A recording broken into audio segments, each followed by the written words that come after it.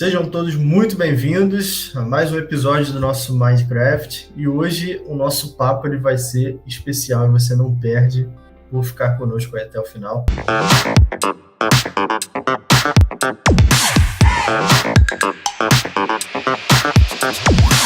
Como muitos de vocês já sabem, eu sou o Kleber Costa, sou gerente de marketing aqui da MJV. Sou o host desse podcast, você já está acostumado com a minha voz e agora também com o meu rosto.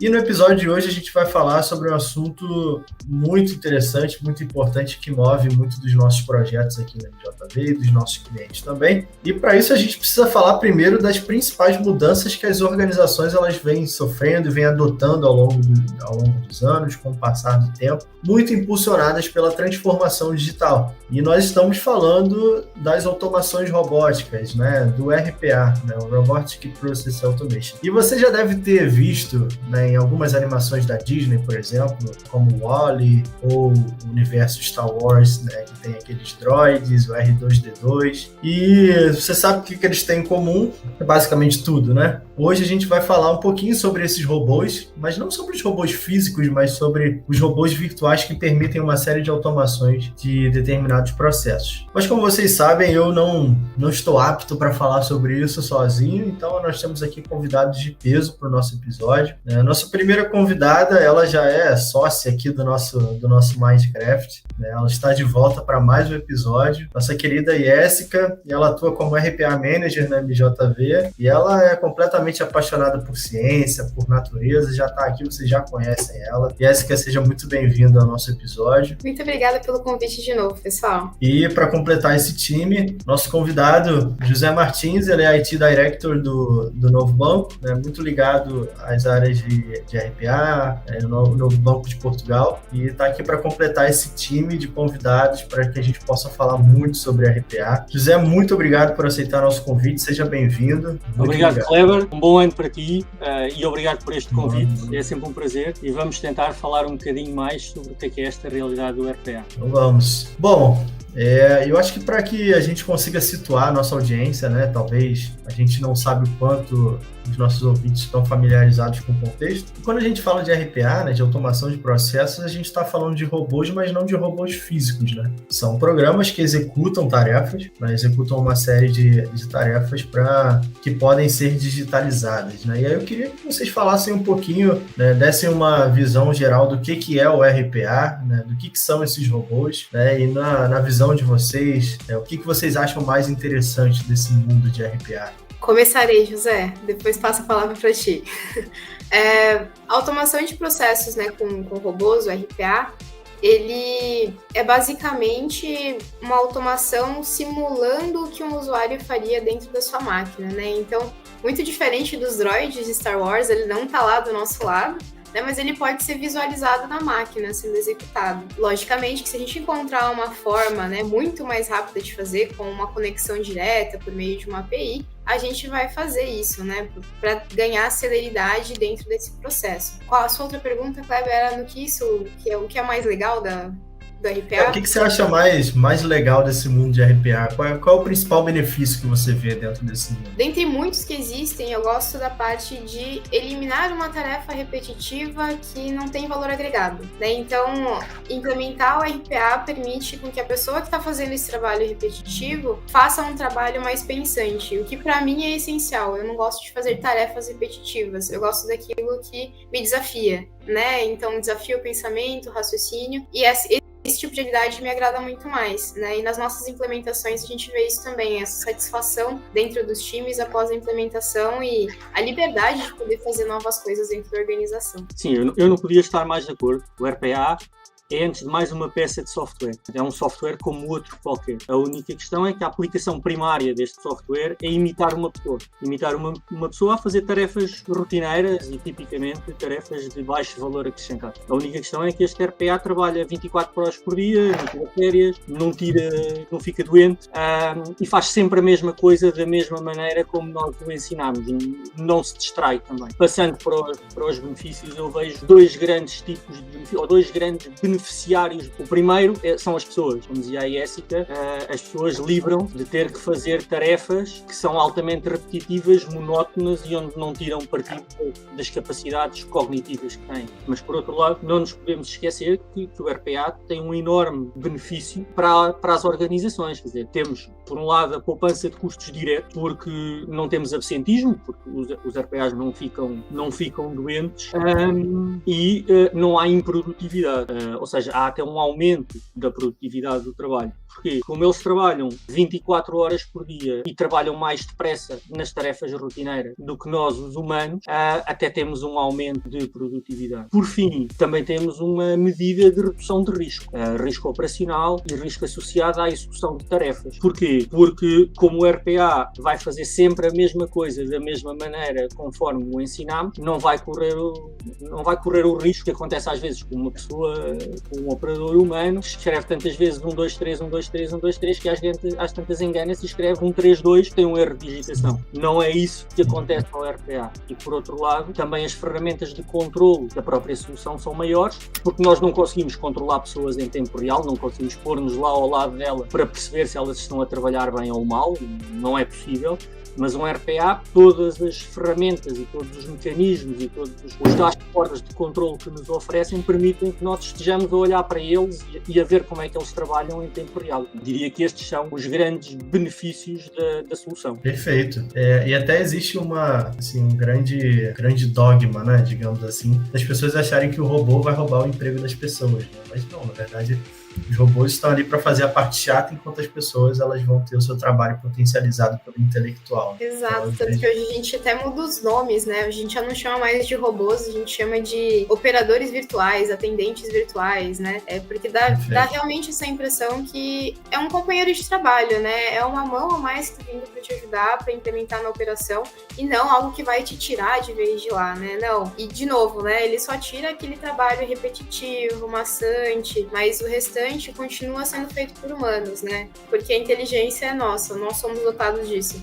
Inteligência artificial é muito diferente do que é a nossa inteligência, né? Só uma simulação e tá longe de ser aquilo interpretado do que faríamos hoje. Sim, totalmente de acordo. Quer dizer, aliás, um dos desafios para as organizações no futuro é que as suas equipas de recursos humanos saibam criar as condições para existir uma força de trabalho virtual ao lado de uma força de trabalho humana e entregar a cada uma delas as tarefas que realizem mais valor em cada um dos casos. Né? E nós sabemos, por exemplo, no caso das pessoas, a questão da motivação é um ponto importantíssimo no que é a criação da cultura das organizações. Perfeito. Até falando um pouco sobre isso, José, sobre a cultura das organizações, como que vocês enxergam hoje o nível de maturidade dessa solução nas empresas? O quão pronto vocês acham que as empresas estão para receber processos automatizados, né? Porque tem muitas empresas que nem sabem que podem automatizar processos, né? É esse ponto que eu queria chegar. Como que vocês enxergam isso? Bom, eu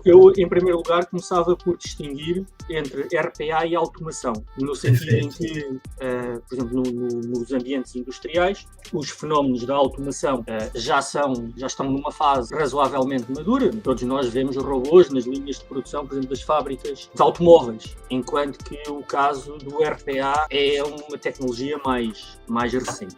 E relativamente ao RPA propriamente dito, ele, de um ponto de vista conceptual, ele tem um potencial de aplicação transversal a todos os setores e a todas as empresas e praticamente a todas as geografias. No entanto, eu diria que a maturidade depende muito de caso para caso e de empresa para empresa, não pelas características do setor em si, mas mais pelas características da própria empresa e como é que está organizada. Ou seja, eu diria que a maturidade organizacional de cada uma das empresas e a adequação dos seus processos à aplicação de tecnologias RPA, porque não basta só pôr uma ferramenta tecnológica em cima de uma empresa para ela poder ter RPA, tem que haver um trabalho de repensar a própria atividade e repensar os próprios processos. É algo que existe também um empowerment grande por parte da gestão de topo, que tem que criar as condições e tem que dar o empowerment à equipa que vai implementar a estratégia para o poder fazer, e portanto a maturidade será mais uma maturidade de cada organização para poder absorver RPA do que propriamente uma questão de setores ou de geografias.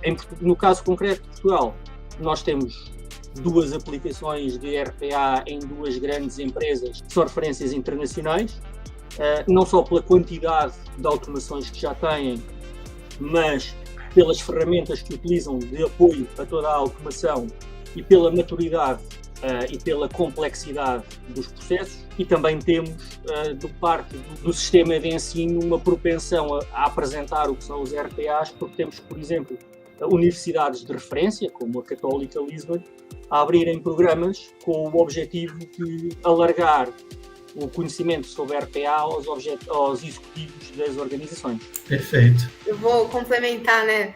Para quem assistiu o primeiro episódio, né, que a gente falou sobre RPA lá atrás, tudo isso que o José falou é o que a gente conversou, né? Então, o grande ponto é processos. Né? Então, para falar de maturidade de mercado, para entender como está o mercado para implementação de RPA ou de qualquer outro tipo de automação, eu preciso falar de processos. Então, entender o meu processo, saber se meu processo está no estado ideal, aplicar a melhoria contínua de processos, né? Tudo isso não é só um conjunto de coisinhas bonitas, né? Isso é prático e funcional. Não adianta nada eu implementar uma coisa muito tecnológica em um processo que eu pouco conheço, né? Então, hoje o time de processos entrando, né, e conhecendo, fazendo toda aquela parte de desbravar, é muito mais fundamental do que você colocar só a tecnologia lá, né? Então, amadurecer processos, entender como eles funcionam e estruturar isso é um grande pilar e fundamental, né? Uma casa sólida tem que ter uma estrutura sólida, senão ela desmorona. Não funciona diferente na implementação de qualquer outro tipo de tecnologia, não somente RPA. É muito comum a gente ver grandes empresas que não conhecem os seus processos, né? Que cada um faz o processo de uma forma diferente, mas é o mesmo processo, né? Eu costumo falar para o pessoal, bom, como que é o processo de você tomar água, né? Você pega um copo, coloca no bebedouro, enche com água e toma água. Não, pode ser pegando uma garrafinha, né? Vou pegar uma garrafa com água, eu abro e tomo água. Então, existem várias formas de você chegar ao produto final, que é tomar água. Mas você padronizar, né, essa execução é o que vai dizer se você vai ter uma boa implementação de automação ou não. Acho que, repare, eu se pudesse pôr isto de uma forma geométrica, eu diria que tínhamos um triângulo em que um dos vértices é a tecnologia, e portanto é a peça tecnológica a que chamamos o RPA, mas os outros 2 são os processos que têm que existir e têm que estar num estado de maturidade capazes de receber RPA, e por último são as pessoas. Tem que haver uma cultura organizativa, tem que haver uma propensão e uma vontade para adotar esta nova metodologia de trabalho. E eu até diria que o RPA pode até ser visto como uma oportunidade para as empresas e para as organizações repensarem os seus processos, standardizarem os seus processos e prepararem-nos, e é uma oportunidade que se calhar agrega um conjunto de stakeholders que de outra forma não se reuniriam à mesa para repensar um processo por nenhum outro motivo. Isso é um ponto bem interessante, isso que vocês falaram, porque enquanto vocês falavam eu fiquei imaginando aqui uma série de coisas. E aqui na MJV a gente também tem alguns processos automatizados, né? A própria admissão é automatizada aqui, né? A gente tem o Sherpa, né, que faz todo esse processo burocrático de admissão, então não é casa de ferreiro espeto de pau, né? Mas aqui a gente utiliza bastante também. E aí uma dúvida que eu tinha, na verdade, é mais uma curiosidade, né, para saber do José sobre o mercado de Portugal. Você já citou um pouquinho sobre isso, mas como que hoje está a adesão das empresas de um modo geral, né, em relação ao RPA, em relação a processos automatizados? Como que você vê o estado do RPA em Portugal, digamos assim? Bom, eu diria, como falei há pouco, que em Portugal existem poucos exemplos ainda, mas já há alguns exemplos de empresas com um nível de maturidade muito alto em RPA. Existem também alguns projetos de implementação, mas existe sobretudo muita curiosidade em relação ao tema. Curiosidade das próprias empresas per si e curiosidade também escutada por estas iniciativas do sistema educativo que abre estes programas para executivos e traz este awareness da tecnologia. Essas oportunidades, eu diria que algumas delas ainda se irão materializar em adesões concretas que ainda não aconteceram, e acho que existem várias razões, ou razões de várias ordens para isto ainda não ter acontecido. E até falando um pouquinho do setor que você atua, né, o setor bancário, né, você vê isso como uma tendência nos bancos, ou você acredita que os bancos que não começarem a automatizar os seus processos, você acha que eles podem acabar ficando para trás ou vai acabar perdendo um pouco do mercado? Como que foi a adoção do RPA no novo banco, né? O que isso mudou na vida de vocês? Eu acho que no mercado da banca dependerá muito de quem é o cliente da organização. Existem bancos, por serem bancos mais de nicho ou mais de relação, onde a essência dos seus processos são processos comerciais. E processos comerciais são processos relacionais, dificilmente serão automatizáveis porque não se vai substituir a empatia e a emoção humana por robô. Já nas organizações mais standard, maiores e com um peso maior de processos de back-office, então aí sim existe uma oportunidade para a introdução de RPA, não só pela natureza da atividade, mas porque, como a banca é hoje um setor altamente pressionado a nível das margens, uma das formas de nos tornarmos mais competitivos é reduzindo o cost to serve, o custo de servir o cliente. E, portanto, quanto mais competitivos nós estivermos aí, não só melhores recursos podemos contratar, como comissões mais baixas podemos praticar, e, portanto, o RPA por aí será uma vantagem competitiva.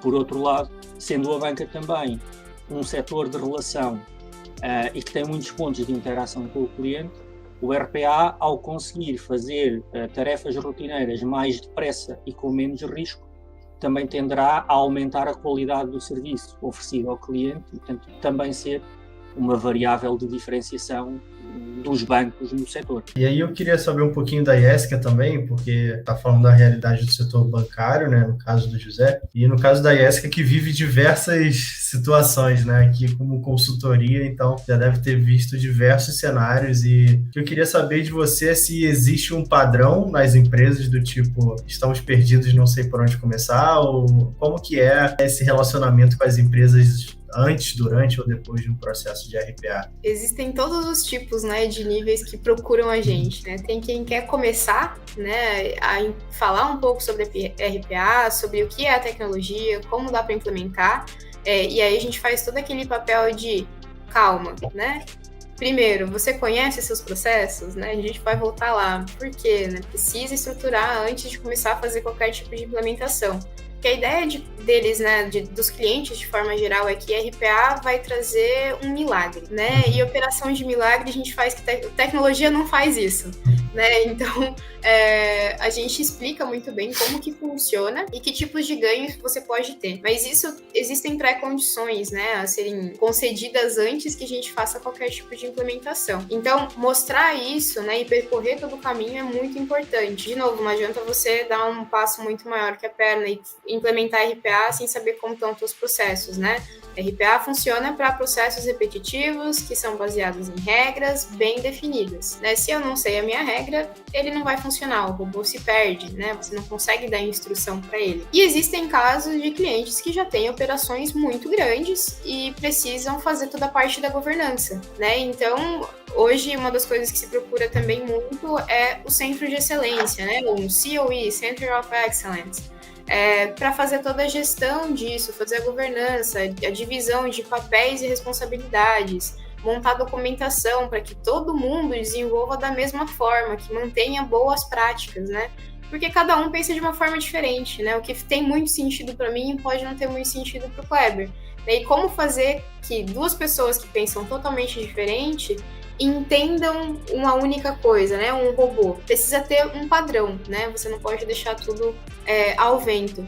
E aqui no Brasil, no último ano, começou a se falar muito de hiperautomação, né? Então a hiperautomação ela tomou conta por aqui, o pessoal ainda está entendendo como fazer as implementações. Nós já tivemos alguns casos, né, inclusive comentados no nosso último podcast, né, para quem não sabe, vai lá dar uma conferida, com o Franco comentando, né, um pouco de leitura de OCR em conjunto com a RPA, para ler documentos e processar né, algumas transações. Então, o movimento está mudando um pouco, né? A gente tem poucas pessoas que ainda não conhecem o que é RPA aqui dentro do Brasil e estão começando a implementação, outras que já estão na fase de aumentar muito essa escala, né, e deixar esses processos mais fluidos para ter um aumento, uma crescente muito boa, né, com pouco esforço, porque já desenvolveu muito, só precisa de uma governança.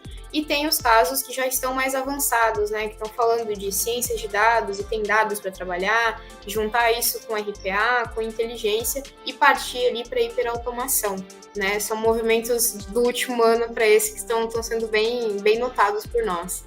Eu gostava de realçar o que a Jéssica acabou de dizer em relação ao governo do RPA e à importância do centro de excelência. Enquanto o RPA é um piloto e está centrado numa área, é fácil de governar e por vezes até pode começar como um projeto tecnológico para a empresa perceber se funciona.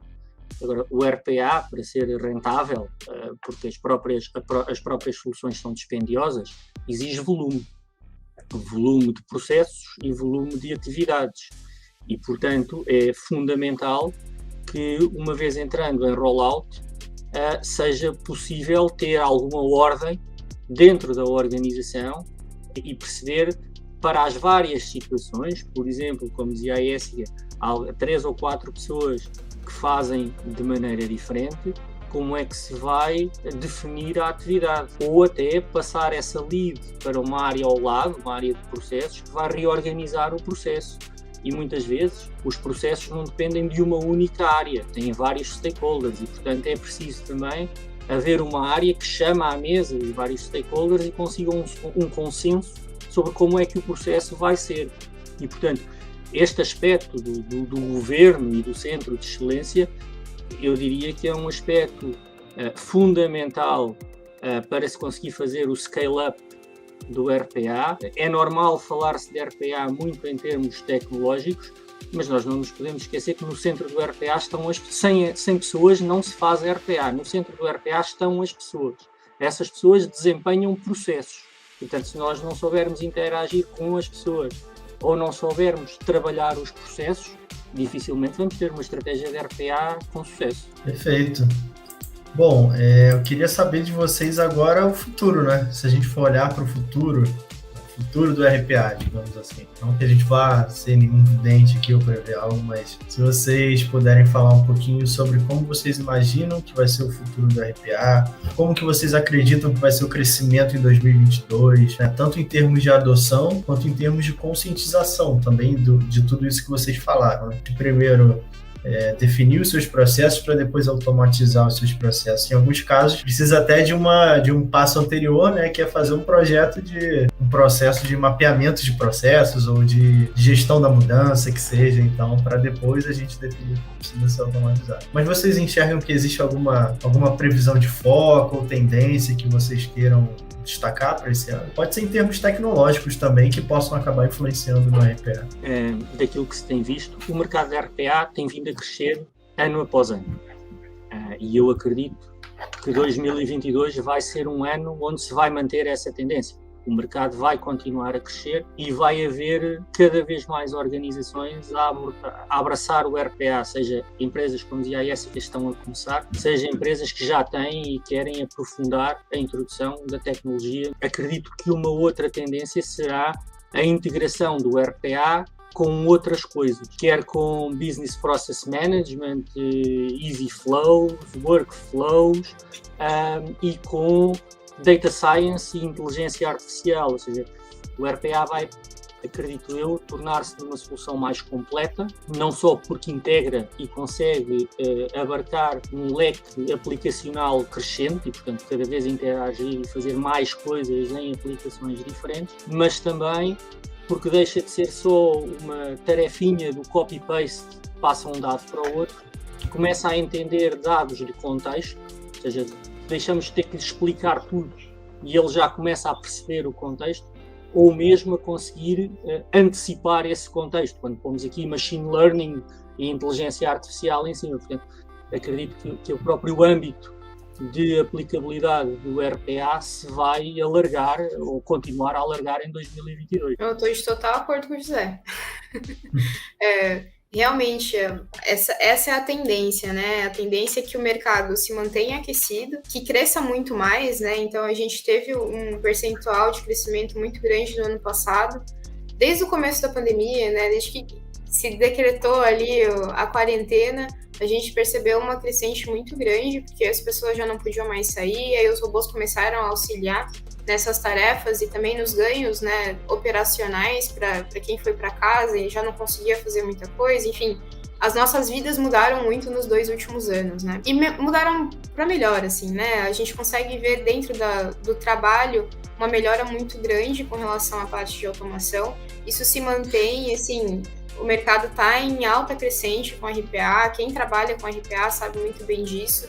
Existem muitos novos profissionais entrando no mercado, né? A gente faz também esse trabalho de capacitação para conseguir, né, trazer toda essa demanda e suprir isso. Mas, como o José falou, vai chegar um momento que RPA só não é o suficiente, né? Só aquela tarefa repetitiva já foi automatizada. E agora? Existem outras 1000 tarefas que não têm tanto valor agregado, né? O que a gente consegue fazer? Por que não trabalhar a parte de ciências de dados? Por que não fazer uma previsão, né, de alguma tendência, por exemplo, de consumo, né, e utilizar a inteligência artificial e aprendizado de máquina para construir isso em conjunto com aquelas pequenas atividades repetitivas, né, e fazer aquele grande framework que a gente já conversou, né, aquele montar um Lego, né, as pecinhas, primeiro processos, depois RPA, depois a gente parte para a hiperautomação, que é juntar tudo isso que a gente já tem de base de conhecimento com RPA, com inteligência,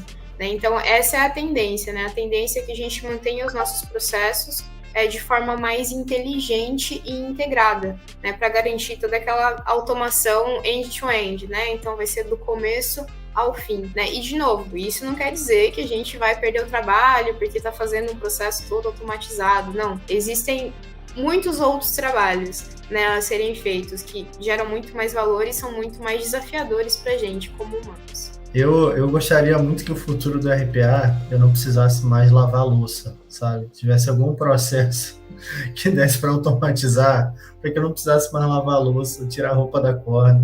Limpar a casa, né? Mas aí minha esposa ia arrumar outro processo para eu fazer, né? Com certeza. Bom, gente, nós estamos caminhando para os minutos finais do nosso episódio e antes de encerrar a gente tem o nosso quadro que é o Momento React. Nossa produção vai colocar algumas imagens aqui no ecrã e eu gostaria de pedir para que vocês reagissem às imagens, né, comentando um pouquinho sobre elas. Essa primeira tem até um pouquinho a ver com o que o José falou lá na introdução do episódio, mas nossa produção vai colocar aí e eu gostaria que vocês reagissem. Essa primeira menção honrosa ao Star Wars. O nosso último episódio, inclusive, foi no dia, no May né? Force, verdade, no May Force. Verdade. É uma utopia, uma empresa sem pessoas, em que, como tu dizias há pouco, em que os robôs fazem todo o trabalho das pessoas, ou seja, em que os humanos já não têm que trabalhar porque eles trabalham por nós e eles são tão completos que nos conseguem imitar. Eu diria que é mesmo impossível de imitar o ser humano, é muito, muito complicado. E esta imagem é muito interessante, por vezes, quando estamos a falar de RPA e do potencial de RPA nas organizações. Daqui sai um aspecto muitíssimo importante, que é a gestão das expectativas, ou seja, nós às vezes estamos a falar de RPA e quem nos está a ouvir acha que nós lhe vamos oferecer um robozinho daqueles amarelos que percebe tudo o que ele diz de forma destruturada e consegue passar daquilo a uma atividade brilhantemente desempenhada sem ter que passar por todo aquele processo de revisão dos processos. Ela tem alguma graça por ser uma utopia, uma coisa impossível, mas deve também alertar-nos que devemos saber gerir as expectativas dos nossos stakeholders para não prometermos aquilo que não conseguimos cumprir. E eu já cheguei, eu não sei se eu comentei isso no outro episódio, eu não me recordo, mas eu já cheguei numa operação em que a gente ia fazer a implantação e um superintendente desceu para ver a implantação do robô, porque foi um marco, né, para a empresa. E ele chegou, olhou, a gente falou, o robô já tá rodando, tá, já tá funcionando, tá trabalhando. E ele olhava assim, mas cadê o robô? Eu não tô vendo o robô, porque ele realmente esperava um C3PO, né, que tava lá processando. Eu falei, não, ele tá aqui, ó, vamos ver a máquina, né? Ele tá aqui processando. Cadê? Deixa eu ver, traz o robô aí. Cadê o robô que eu não tô vendo? Bom, esse é mais um grito de guerra, né, do Rei Leônidas, né? This is RPA. Esse é mais um grito de guerra. Gente, tem que... E essa é a sensação do superintendente aí que você falou, né? Mas acontece, né? E, de novo, o gerenciamento de expectativas é muito importante, né? O cliente entender o que ele está consumindo é muito importante, né? Você, quando vai fazer uma compra de um carro, quer entender tudo que ele está te oferecendo, né? E muitas vezes você não pergunta por medo de parecer burro, né? De não entender alguma coisa. Mas é importante perguntar. Quanto mais você pergunta, mais tira essas dúvidas, mais você entende e aprende, né? Então, nenhuma pergunta é uma pergunta burra ou estúpida, né? Você tá aprendendo, então faz parte da nossa ponta também explicar para você o que é isso, mesmo você não sendo um programador, né? Então, a expectativa começa a ser alinhada quando você entende mesmo essa solução, e isso é importante. Esta imagem, a mim, soa-me alguém a dar uma voz de comando ou uma explicação um pouco mais agreste sobre o que é o RPA ou a implementação do RPA. E isto é perigoso do ponto de vista das organizações, porque se também não houver uma compra dos benefícios da solução por quem vai usar e vai manter o robô, porque nós não nos podemos esquecer que fazer RPA não é só desenvolver robôs, depois é preciso mantê-los, é preciso garantir que eles estão a trabalhar, é preciso manter os processos atualizados. E isso é feito pelas pessoas do terreno da organização que estão todos os dias a trabalhar com os robôs. Se essas pessoas não perceberem, portanto, não comprarem a solução, ou se lhes for imposta, toda essa motivação desaparece.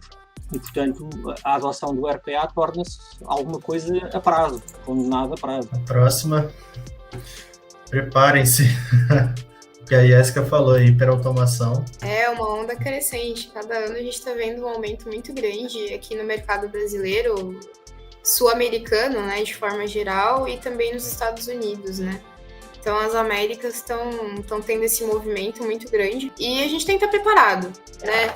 De novo, não pode ter medo da tecnologia só porque você não conhece ela, né? Busque entender e participe, né? Participe dessa movimentação, porque todo mundo tem algo para aprender e para agregar. Algo que é muito... que já comentei da outra vez, né? E reforço. A gente não vai perder o trabalho para os robôs. Funções morrem e nascem todos os dias, né? A função de um cientista de dados não existia alguns anos atrás, e ela existe hoje, porque é necessário, né? E, enfim, alguns vão morrendo como telefonista, a gente falou, né? De telefonista na época que ligava de um para o outro para liberar a linha, algumas coisas muito... Né? Imagina se a gente estivesse naquela época ainda, né? Não ia ter o celular, não ia ter um monte de coisa. Então, a tecnologia, ela traz muitos benefícios, né? Desde que bem utilizada e que você também entenda todos os benefícios e como utilizar isso, né? Então, é importante perguntar, questionar e entrar nessa onda também. Totalmente de acordo novamente, ou seja, o RPA, a automação e a hiperautomação não é uma questão se vão chegar, é uma questão de quando vão chegar. E vão chegar a algumas empresas mais tarde do que a outras, mas vai chegar e, portanto, é mais um alerta para as organizações não negarem a aplicação da tecnologia e terem tempo para se preparar. É verdade, vai haver uma reformulação ou uma reorganização do mercado de trabalho, mas isso aconteceu desde sempre na história.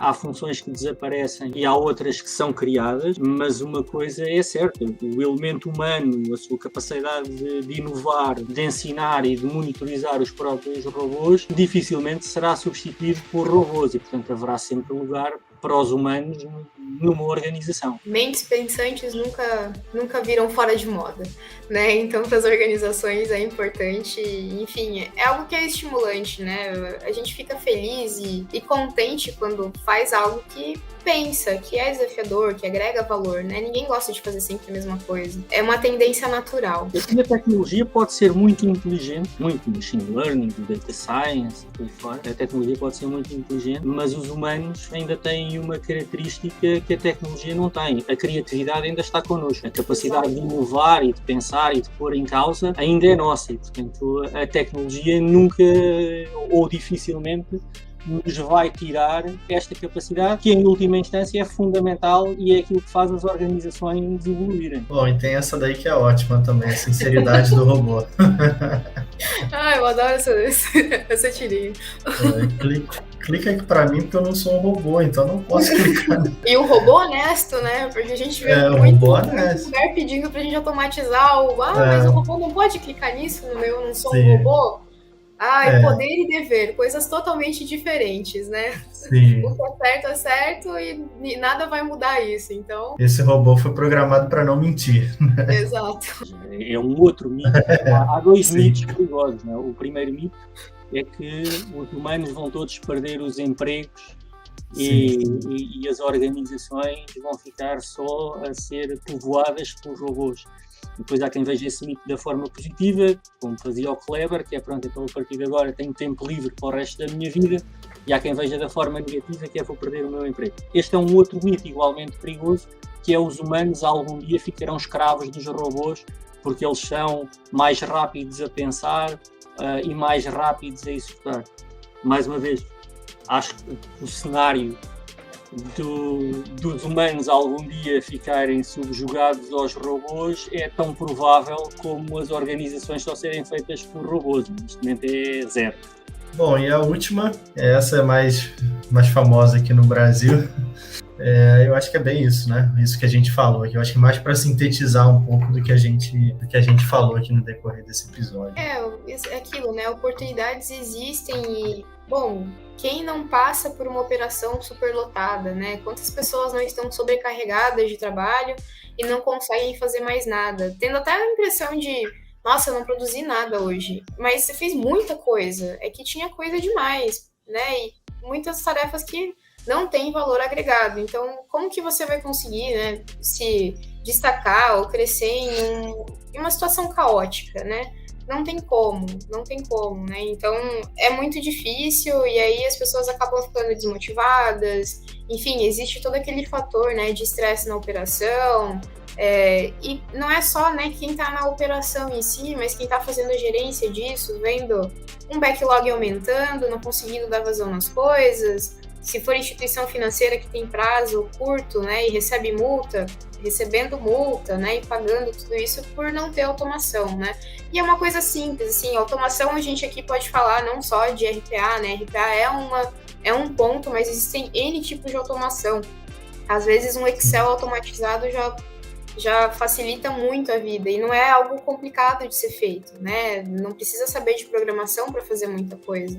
Então, é utilizar essas ferramentas que a gente já tem a nosso favor, né? Então, isso proporciona também essa alavancagem, né? Esse crescimento. Eu diria que esse é talvez o ponto mais importante para quem esteja agora a decidir se vai começar uma estratégia de RPA ou não. Não comece porque é moda. Não comece porque os outros têm. Não comece apressadamente. Saber que vai ter que começar, mas leve o seu tempo. Não se esqueça, a implementação da RPA implica, por um lado, um esforço financeiro grande, porque a própria setup tecnológico exige um investimento razoável, mas também exige um investimento grande em termos de recursos humanos. É preciso encontrar as pessoas certas, com o perfil certo e arranjar a disponibilidade e a motivação para rever processos. Se eu pudesse aconselhar alguém que estivesse a pensar em começar uma estratégia de RPA, sim senhora, comece a pensar, vá fazer, mas não queira acelerar demais o passo só porque o vizinho do lado tem, porque o custo do erro é perder o drive, perder a motivação e acabar com um investimento grande posto do lado. Bom, então é isso. Chegamos ao nosso último meme E chegamos também ao nosso fim de episódio.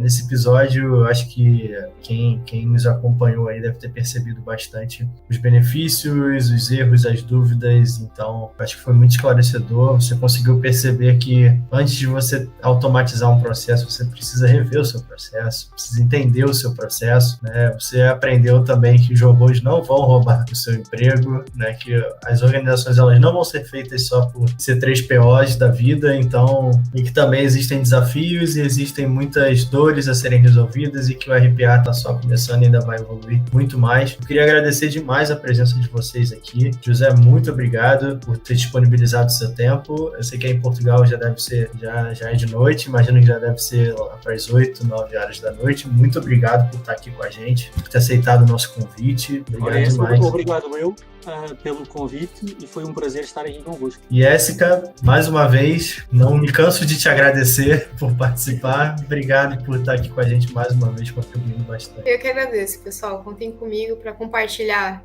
informação e conhecimento sempre que precisarem. Então é isso, pessoal. Chegamos ao final do nosso episódio. Se você quiser mandar uma mensagem para a gente, o e-mail é mindcraft@mjv. E semana que vem tem mais. Fique com Deus. Um beijo no coração de vocês. Se cuidem. Até a próxima. Tchau.